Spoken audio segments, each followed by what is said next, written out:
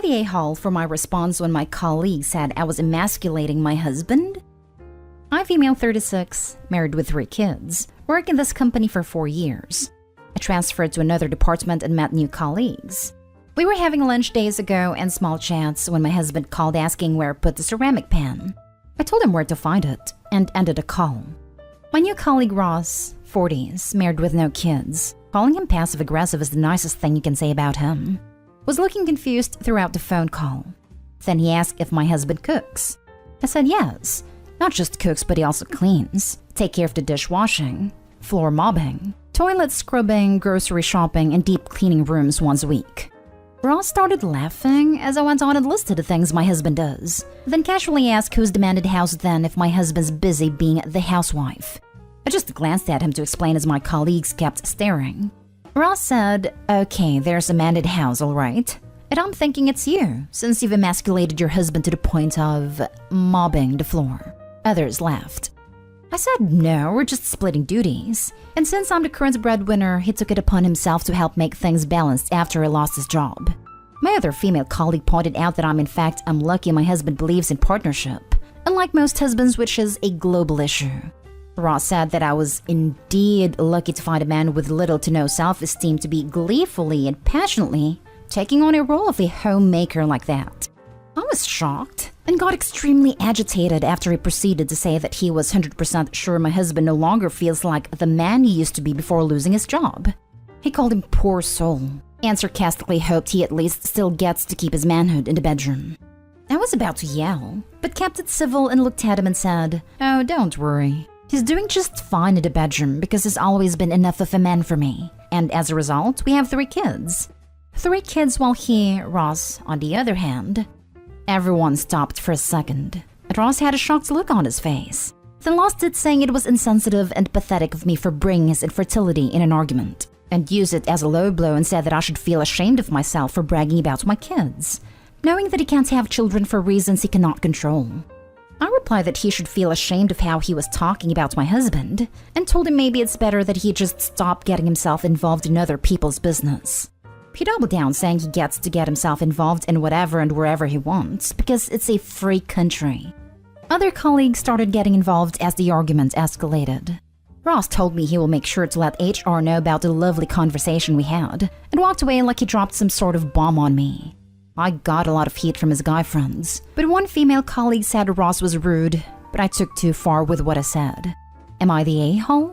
Edit. I have nothing against infertility, and I know how devastating it is for families who want to have kids. I have 3 infertile close loved ones, and I feel secondhand devastation for their pain and suffering. I myself had my share of pregnancy issues in the past, and I'm blessed even though my oldest has a chronic condition. People are saying I shouldn't have engaged further in the conversation, and the reason was because of how he was acting in his use of words, implying that I'm being unfair to my husband, and using his job loss to gain advantage. Now for the top comments. Not the a-hole. Why is it a free country when he wants to share his opinion of your situation, but is not okay the other way around? I have no clue, honestly. He just threw his phrase in my face as it was supposed to shut me up or something. It was a weird statement, and obviously a lame excuse. Not the a-hole. An old saying comes to mind. Don't dish it out if you can't take it. Dish it out? Are you implying Ross would have anything to do with dishes? He's a man. I think Opie was tactless. I said yes, not just cooks, but he also cleans, takes care of the dishwashing, floor mopping, toilet scrubbing, grocery shopping, and deep cleaning rooms once a week. Who and why describes housework in that much detail? Toilet scrubbing? Deep cleaning? There's nothing to be gained by that. And it sounds, I don't know, demeaning. Flipping genders. My wife scrubs the toilets. I mean, maybe it's true, but does it really need to be discussed at work? A homemaker of any gender is assumed to be doing housework. Oh, don't worry, he's doing just fine in the bedroom because he's always been enough of a man for me. Inappropriate for the workplace. Everything Ross said was also inappropriate for the workplace. I suggest both Opie and Ross learn some boundaries about what depth to go into about personal matters while chatting in the workplace. Everyone sucks here. Next story. Am I the a-hole for not letting my wife name our baby after her deceased coworker? My 30 male wife, 30 female, is pregnant with our first child. We recently found out that we're having a little baby boy. A few weeks ago, we decided to write down all the boy names we like, make a priority list, and then let the names simmer for a couple of weeks before we make any judgment calls. Now, I know the names my wife likes. If I'm being completely honest, they're usually very southern and attempting to be modern. Think the name Kaysen or Braxton. Both names were on the list. However, at the top of her list and one with a high priority was the name Scott. Now, no hate to the name Scott, just very out of left field for her.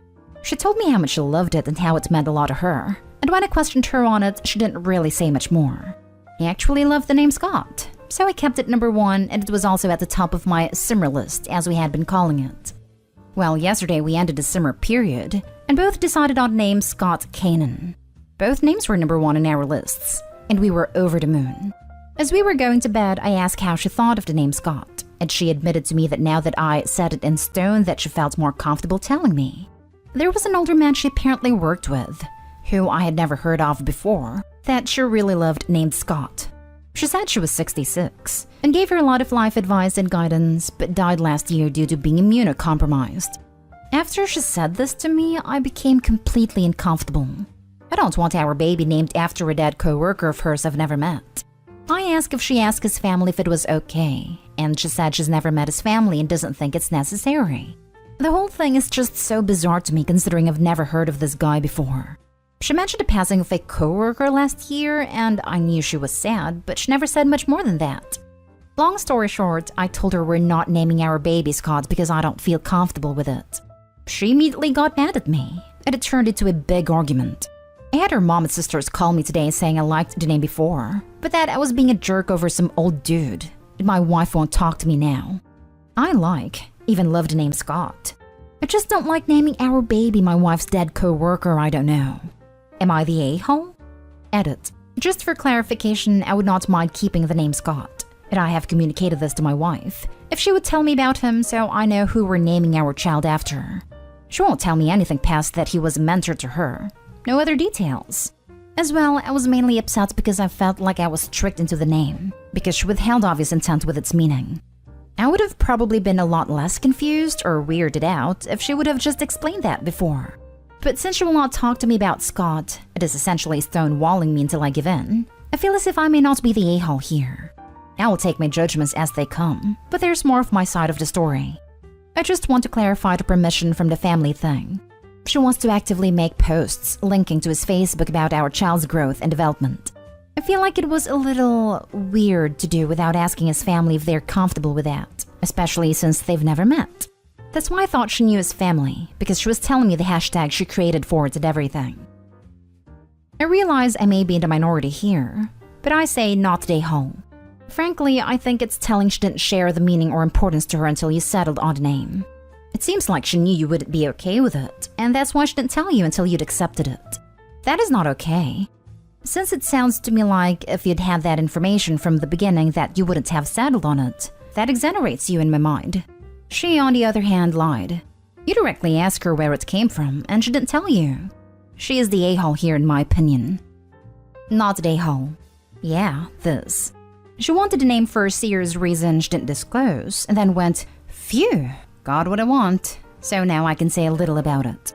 At this point, I'd have trouble believing that what she said is the entire truth. Come on, all you YTA people. Really? How many of you are planning to name your kid after a freaking co-worker? If I had to pick between Kaysen, Braxton, and late coworker Jr., I'd be relieved to have the third option. Okay, this is bizarre, but I think I can put my finger in why you're weirded out. For whatever reason, your wife seems to have gone through a significant loss that you were not at all in tune with.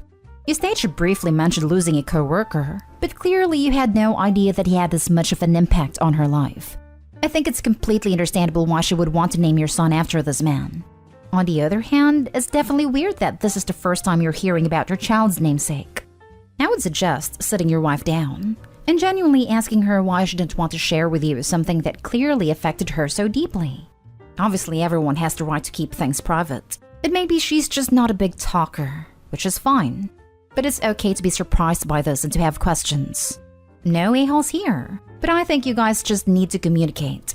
When I say she briefly mentioned it, I mean the day passed we were on a car drive to visit her family and she said, "Oh my god, my coworker died," as she saw a post on his Facebook. That was it. Nothing more. Didn't mention his name, no tears or sadness. More shock than anything. And I was with her 24/7 the entire weekend after, and she seemed fine and never brought it up again. I've been with her for 8 years and know how she handles deaths of those she's close to, and it was nothing like she did with him. That is why the whole thing was bizarre. Next story is titled, "Am I the a-hole for locking my friend's boyfriend out so he can't have a midnight bath at my house?" To give a small background on my friend, female 23, and her boyfriend, male 22, they have been together for 3 years and none of our friends particularly like him. He is a peculiar guy and none of us really are able to hold a conversation with him. He has also been extremely irresponsible before when he has been in our home when we're not in, leaving the front door unlocked and leaving bottom floor windows open. In our household, it is me, female 23, my housemate, male 24, and my friend. My friend went on a holiday for 2 weeks. She told us she left a key and that he might pop in. When she told us this, we presumed he might come over to eat the rest of her food or pick some stuff up. My housemate works nights, so when I come back from work, it's just me on my own. I'm really cautious about keeping everything locked. Also, when I'm on my own, walk naked too, and from the bathroom. My housemate and I both started to notice things moving around the house during the period our friend was away, so I felt really confused as to whether he was still in the house or not. On one of the evenings, I was on my own and it was about 20 to 12, and I was getting ready for bed and suddenly I hear the door open. I freaked out and thought a freaking stranger was in my home. It was her boyfriend. I asked him why he was here and why he hadn't told us he was coming over, and he just said he wanted a bath. I told him it was late, and he should have messaged me. He sort of chuckled about being in our house the other day, and none of us knew, which made me feel furious. When my housemate came in from his night shift, he told me the front door has been unlocked all night, which made him panic and check if everything was okay in our house, only to find a boyfriend wandering around. Last night he came over, I was on my own again, and I chose to deadbolt the door. I wanted to be left alone, feel safe in my house.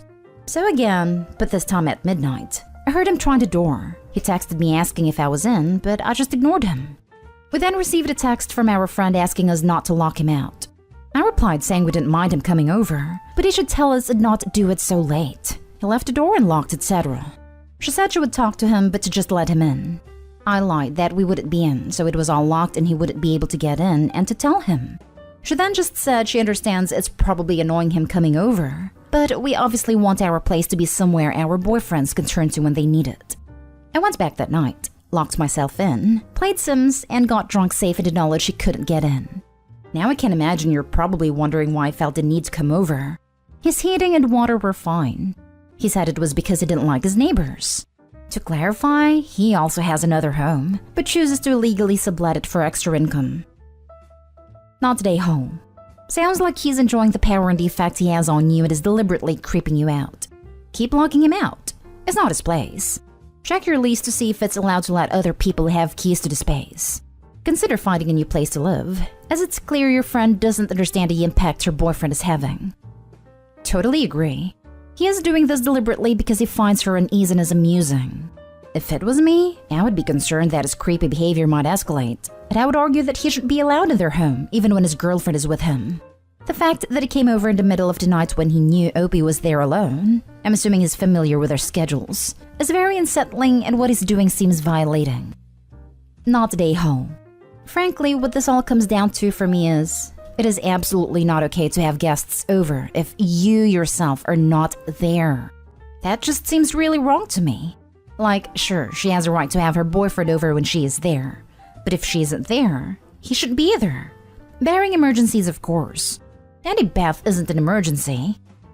Who gives out a freaking key to a shared house? Was that discussed anywhere? We then received a text from our friend asking us not to lock him out. Replied to that text a firm no. Her boyfriend doesn't live at your house. He is not allowed to have a key. He is not allowed in except as a guest, and only when she is at home. Last story is titled, Am I the a-hole for not punishing my son? I, 41 male, have a son, 12 male, that lives with me. His mother passed away a year ago from breast cancer. He attends school nearby and is doing well. I'm very proud of how well my son is doing in school, and happy that he hangs with good kids. I have been with my girlfriend, 42 female, for a few months now, and she and son get along. Son and I have a very close relationship. We spend a lot of time together. He is doing well in school and he has not gotten in any trouble since attending. Son comes home from school to let me know that he got detention the next day in the afternoon. I ask him why, and he tells me that he stopped a kid from bullying and pushed the kid when he got in his face. A teacher walked by and he saw Son pushing the kid. Son was really upset that he got detention, and I let him know that I am in his corner. Girlfriend came over for dinner and heard about the detention. She looks at me and says Son got detention?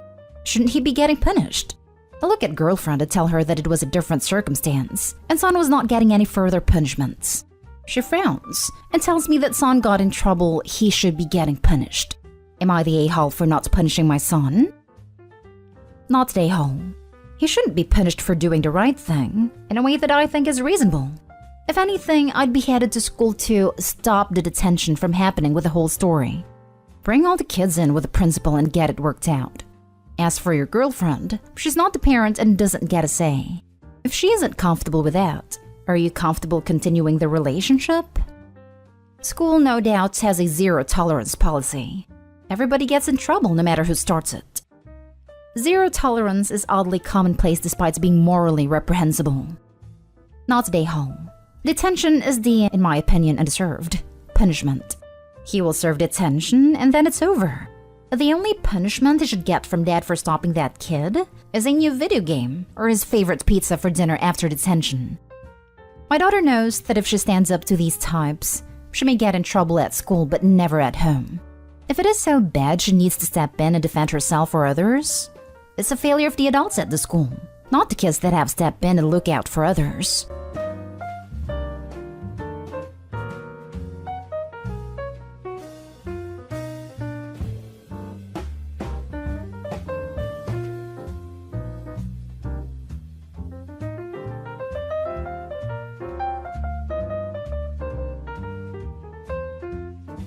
Am I the a-hole for telling my birth siblings to buzz off and leave me alone, and that I don't care about their stupid freaking parents? My 20s male was adopted as an infant. I was actually found in an alley, and when my birth family didn't come forward to claim me and nobody knew who I was adopted. Thankfully, I was an infant at the time, so I didn't have a long foster care experience. I was placed in the alley without anything to keep me warm, in a low-visibility area, and there were no signs that I was lovingly placed. It basically looked like I was thrown away like trash. I've seen some old newspaper clippings about it. The story was told to me gradually throughout my childhood. My parents were always open about my adoption. I never felt like an outsider. My family, my parents, siblings, and extended family were my family. Even though I was the only non-bio kid, I was loved, even treasured, and I had a great life.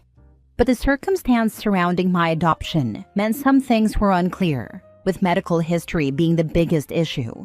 I never really cared, but I got engaged a few months ago, and my fiancé and I want children. Seeing the health issues in my family made me realize I have no idea if I could pass anything on to my future kids.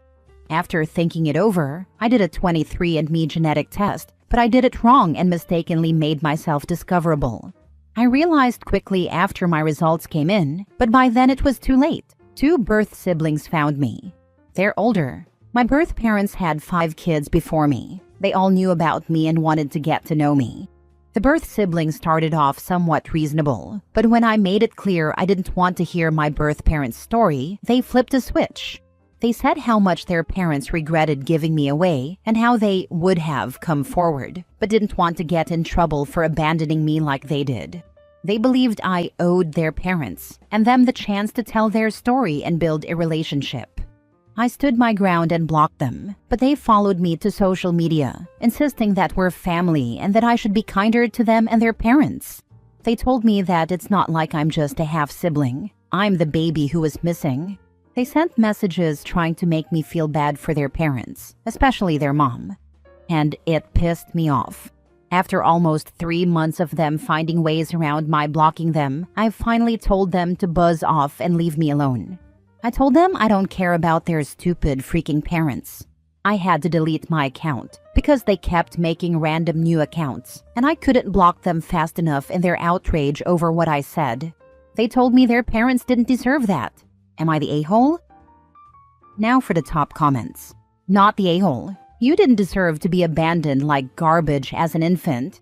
There have been safe haven laws for decades. You owe no one anything. Based on the description of how he was abandoned, he was lucky he survived and was found.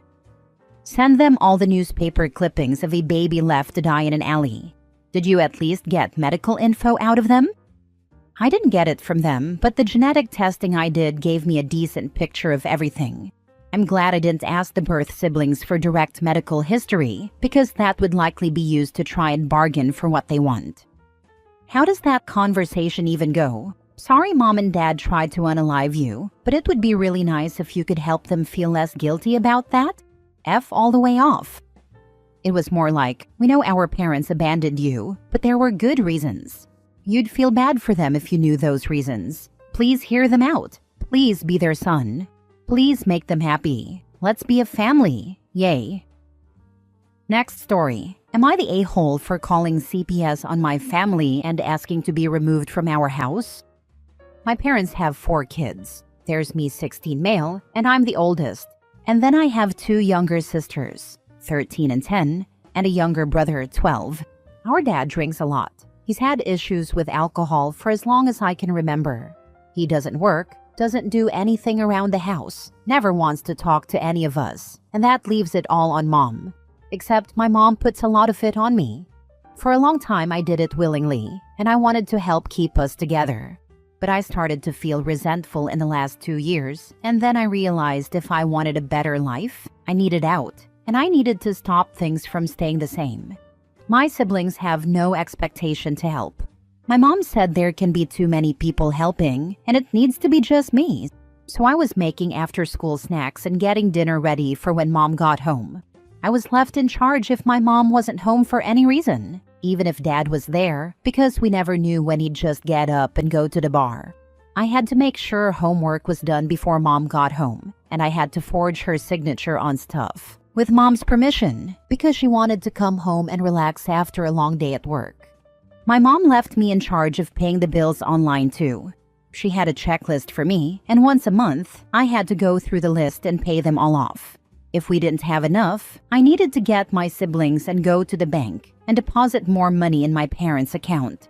Sometimes that meant looking for dad's wallet and taking money from him. And other times, it meant taking from my minimal savings to use that. I have no savings left because of it. On weekends, I still got put in charge of feeding my siblings, sometimes my parents too. I found out my mom was eating out frequently on weekends while running errands, and that ticked me off because we struggled with money a lot, and we had more than I realized. She just used it to spoil herself. The other thing was she'd bring home snacks for my siblings, but wouldn't bring me anything. She was also giving them money behind my back and, again, nothing for me. Then my siblings wanted to do more stuff, and mom slowly started putting the responsibility of walking them to those places on me. She had a car, but she'd tell me she needed a break and stuff.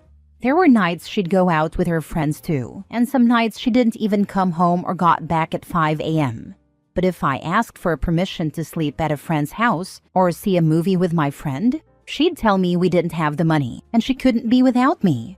My siblings got to hang out with their friends if they wanted, but my mom always had excuses for why I couldn't. She started going out more frequently and sometimes with my dad.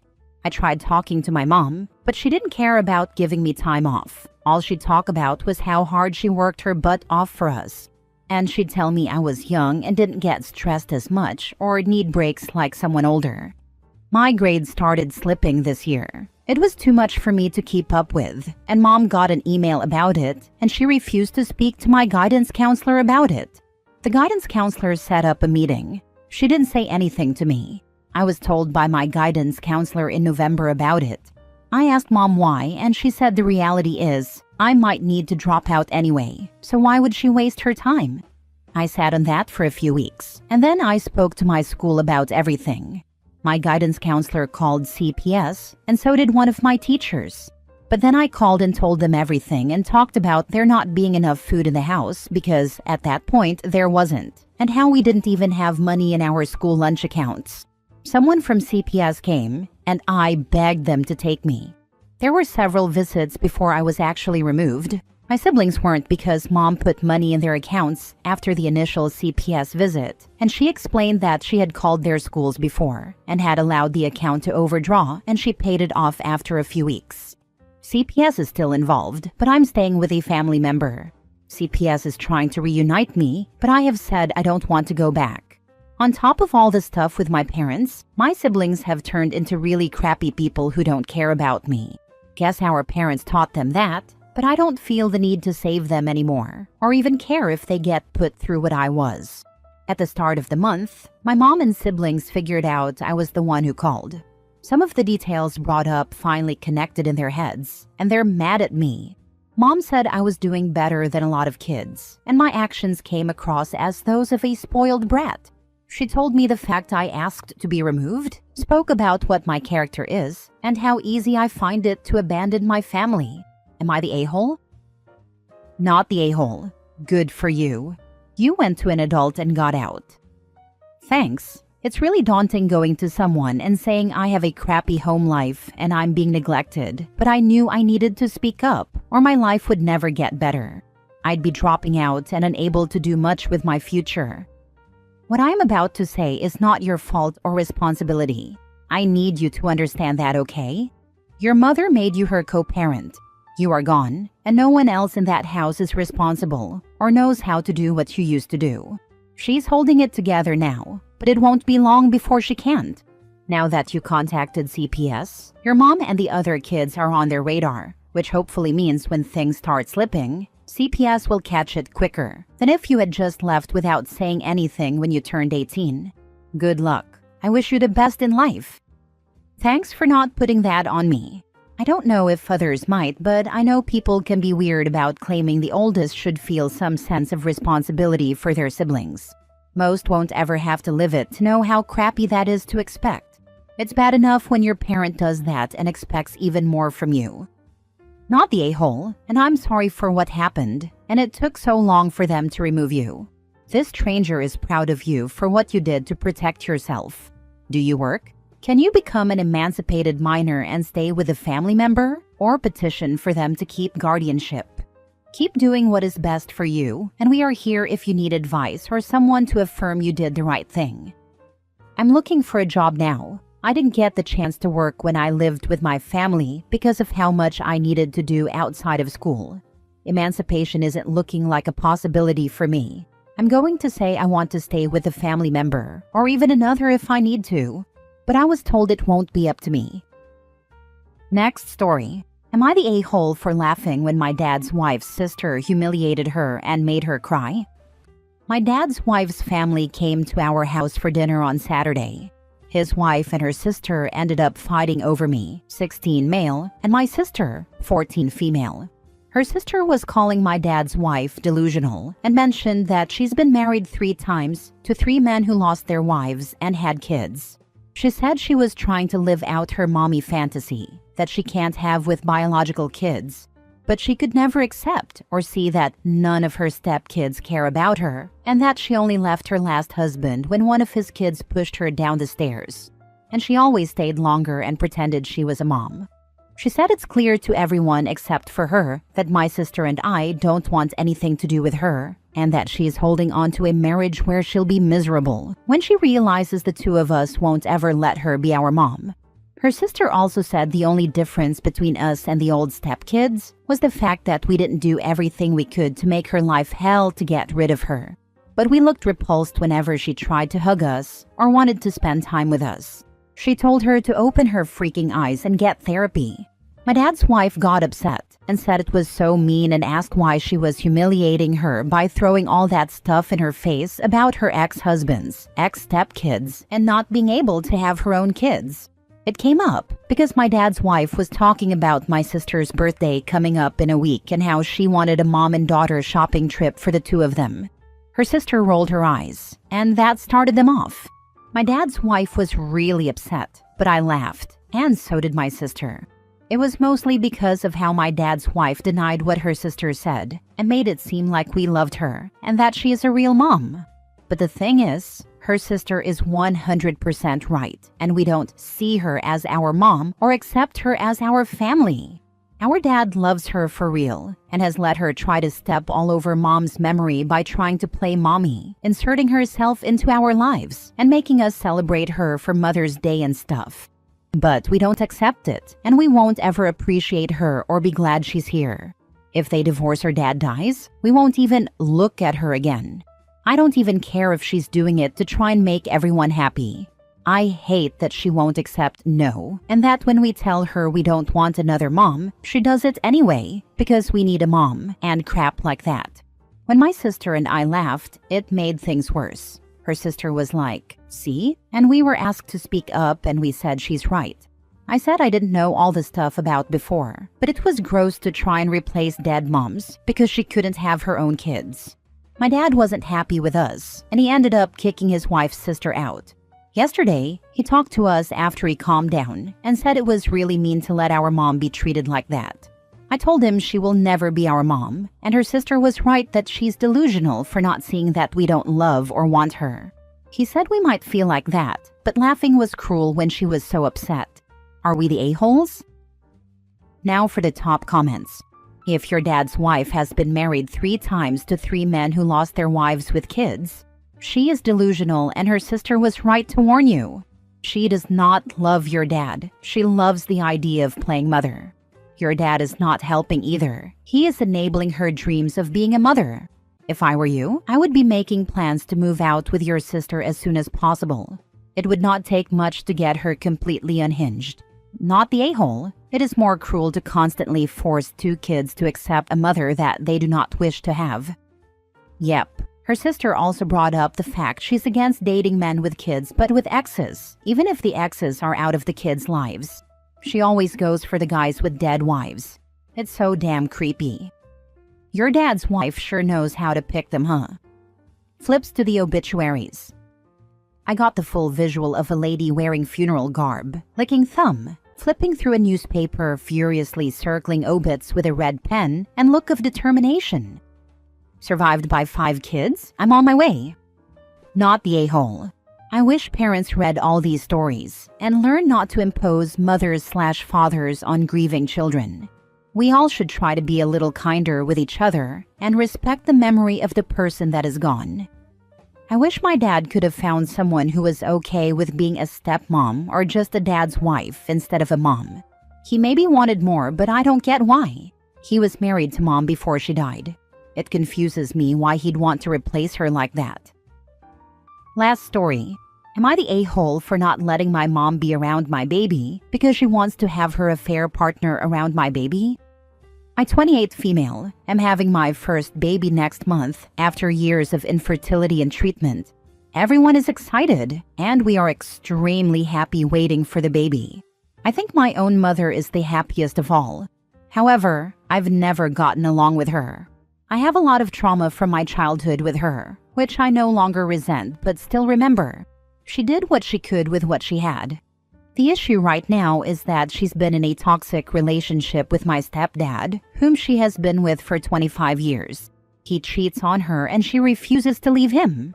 Whatever, it's her life. But she has started to do the same, I guess, and has tried to involve me. She started talking to a guy who is supposedly cousins with my biological dad. My bio dad says he doesn't know him. The guy she's seeing asks too much about me, says he wants to meet me because we are supposedly family, and just inquires about me in a way that makes me uncomfortable. My mom has tried to make me talk to him and meet him. I've refused because I think she should leave my stepdad first. I've also asked her several times to stop talking to me about him. I don't care to know about their relationship, what he does, or anything else about him. She told me I was crazy and that the guy had done nothing to me. Sure, he hasn't, but I don't like him. Despite knowing my feelings, she still brings him up. Their relationship is complicated, and sometimes I feel like she's making up in her mind that he's interested in her romantically, which, whatever, not my life.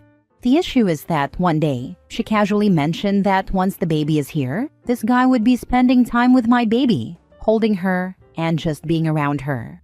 This made me extremely angry. For whatever reason, I do not like this guy.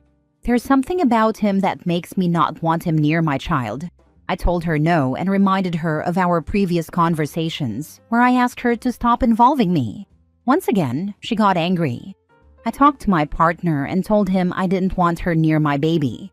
I asked her at the beginning of my pregnancy to keep my pregnancy a secret because I was scared something would happen and only wanted to tell a few people.